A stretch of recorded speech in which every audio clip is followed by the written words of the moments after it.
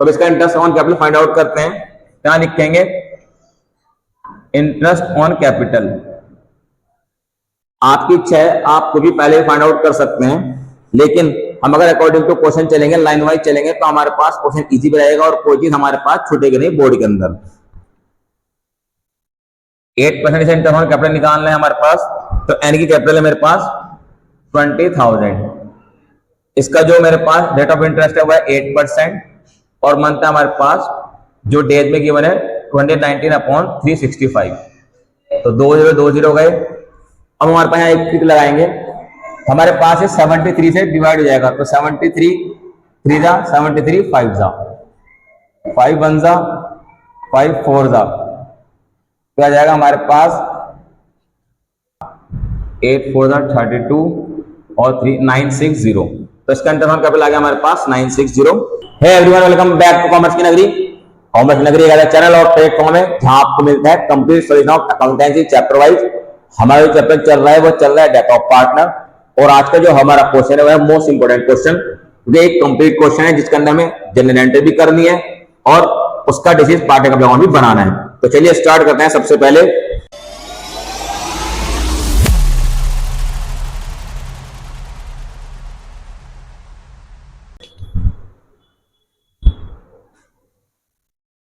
Question number 75।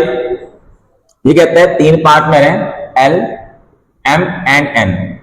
इनका old ratio है 5:3:2। ये कहते हैं हमारे पास एन डाइड हो गया 5 नवंबर, तो एन पे राउंड ऑफ करते हैं। उसके बाद देखते हैं क्वेश्चन के अंदर हमारे पास अबाउट द न्यू रेशियो कोई इंफॉर्मेशन नहीं है, अबाउट द गेनिंग रेशियो कोई इंफॉर्मेशन नहीं है। तो जो भी हमारे पास रिमेनिंग शेयर बचेगा एल और एम का, वो हमारे पास गेनिंग रेशियो बनेगी, वो हमारे पास न्यू रेशियो बनेगी। अब सबसे पहले हम यहाँ पे इंफॉर्मेशन लिखते हैं अकाउंट क्लोज। हम अकाउंट जो क्लोज करते हैं अपना वो करते हैं 31 मार्च को। क्या लिखेंगे? 31 मार्च। हमारे पास एन डाइड हुआ, तो एन कब मरा हमारे पास? ये मरा 5 नवंबर में। क्या लिखेंगे? 5 नवंबर। अब हमारे पास ये 5 नवंबर को मर चुका, तो इसलिए हमें इसके डेज निकालने पड़ेंगे। अगर ये 15 तारीख में मरता या 30 तारीख में मरता तो हमें मंथ कैलकुलेट करने पड़ते हैं।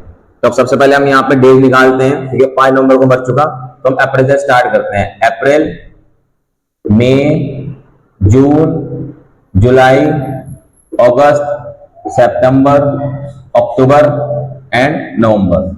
तो अप्रैल को हो गया हमारे पास 30, मई का 31, जून का 30, जुलाई का 31, अगस्त का 31, सितंबर का 30, अक्टूबर का 31 और 5 तारीख नवंबर की।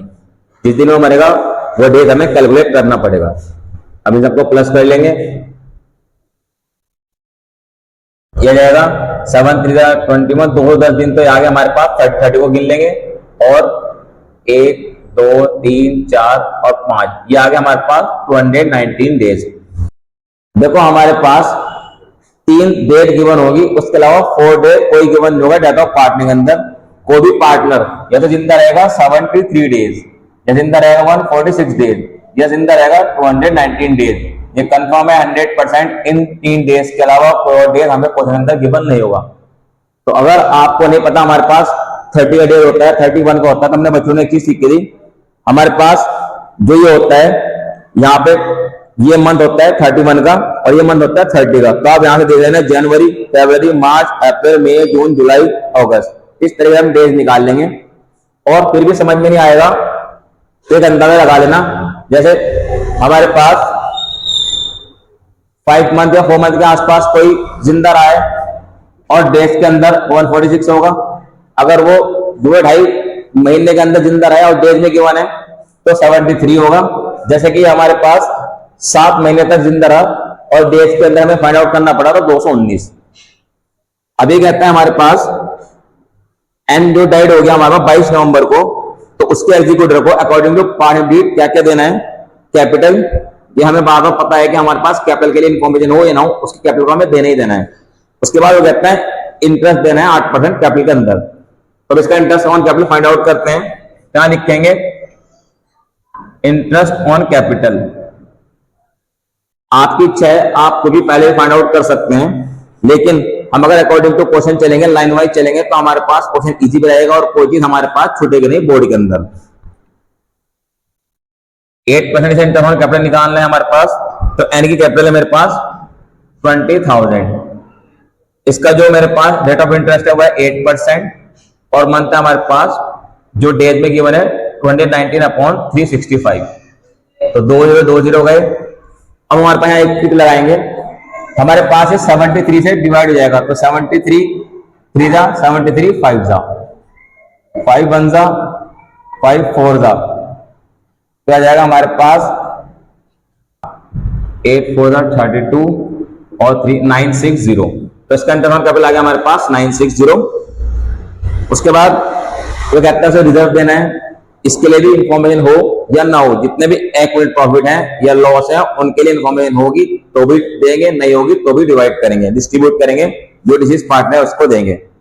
और वो कहता है हिज शेयर ऑफ प्रॉफिट, उसका जो शेयर ऑफ प्रॉफिट है वो देना है इंटरवेंटिंग पीरियड का, मतलब जितने दिन वो जिंदा रहा उस पीरियड का, जिसे बोलते हैं इंटरवेंटिंग पीरियड, और 219 डेज जिंदा रहा, वो देना है हमारे पास सेल बेस पे।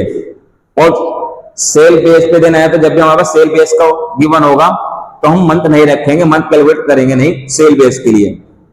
हमें मंथ कहां कैलकुलेट करना है, इंटरेस्ट ऑन कैपिटल निकालने के लिए, प्रॉफिट एवरेज प्रॉफिट के बेस पे या लास्ट ईयर प्रॉफिट के बेस पे निकालने के लिए।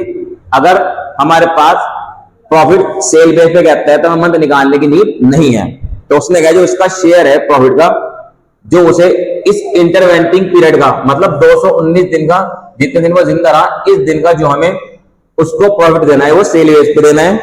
और पिछले साल के जो सेल है वो 2,40,000 है और हमारा रेट ऑफ प्रॉफिट कितना है वो 15% है, तो पिछले 4 साल की सेल के बेस पे 15% का प्रॉफिट से देना है। तो सिंपल यहां निकाल लेंगे सबसे पहले प्रॉफिट ड्यूरिंग द पीरियड या इंटरवेंटिंग पीरियड। हमारे पास 2,40,000 सेल है, 15% निकालना है, तो आ जाएगा मेरे पास 36,000।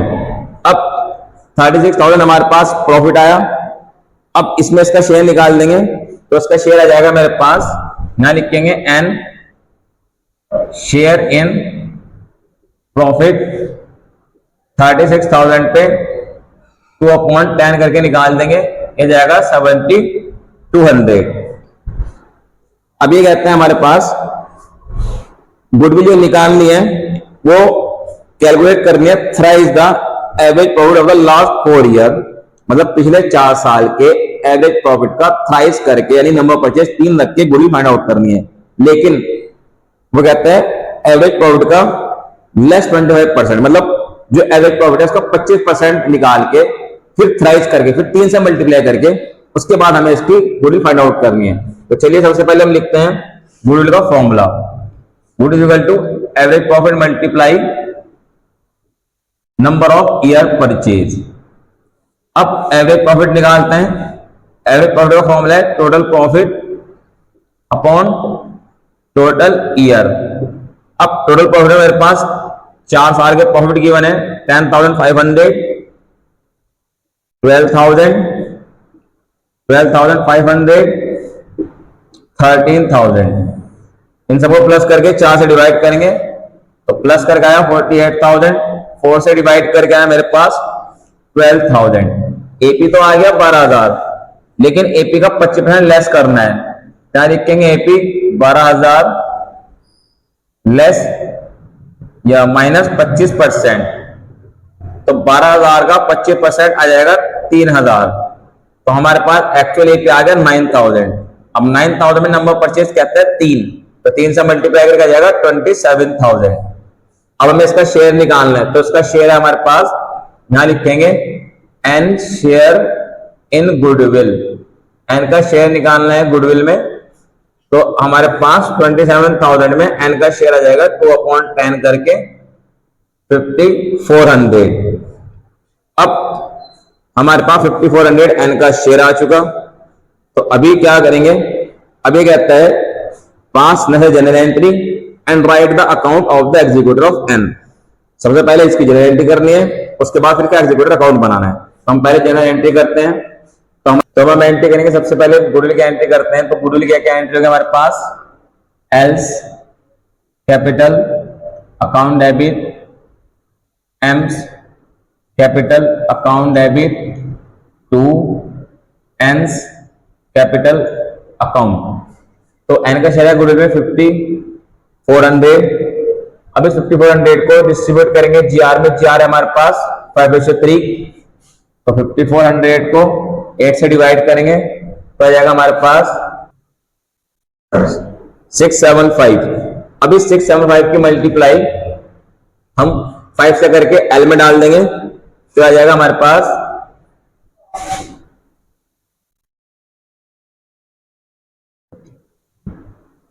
3375।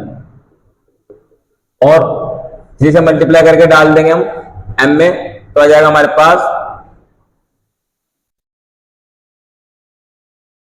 2025। नरेशन लिखेंगे B L and M compensate to N. उसके बाद प्रॉफिट की एंट्री करनी है। तो प्रॉफिट की एंट्री हो जाएगी हमारे पास profit and loss suspense account debit to N, क्योंकि रेशियो गिवन नहीं है इसलिए profit and loss suspense account debit to N capital account. तो हमारे पास प्रॉफिट एंड सस्पेंस है 7200। नरेशन लिखेंगे being profit given to N. उसके बाद क्वेश्चन के अंदर एक रिजर्व की मदद एंट्री करेंगे, reserve account debit to N's capital account. N capital account में डाल देंगे। रिजर्व है मेरे पास 9000। तो इस 9000 में इसका शेयर निकाल देंगे। तो 9000 में इसका शेयर आ जाएगा 2/10 करके 1800। नरेशन लिखेंगे बीइंग रिजर्व डिस्ट्रीब्यूट या गिवन कुछ भी ले सकते हैं, डिस्ट्रीब्यूट। उसके बाद और कोई एंट्री नहीं होगी क्योंकि एक रिजर्व की एंट्री हो गई, एक गुडविल की एंट्री हो गई, एक प्रॉफिट की एंट्री हो गई। तब हमें एन का कैपिटल अकाउंट बनाया था, लिखेंगे N capital account same proforma particular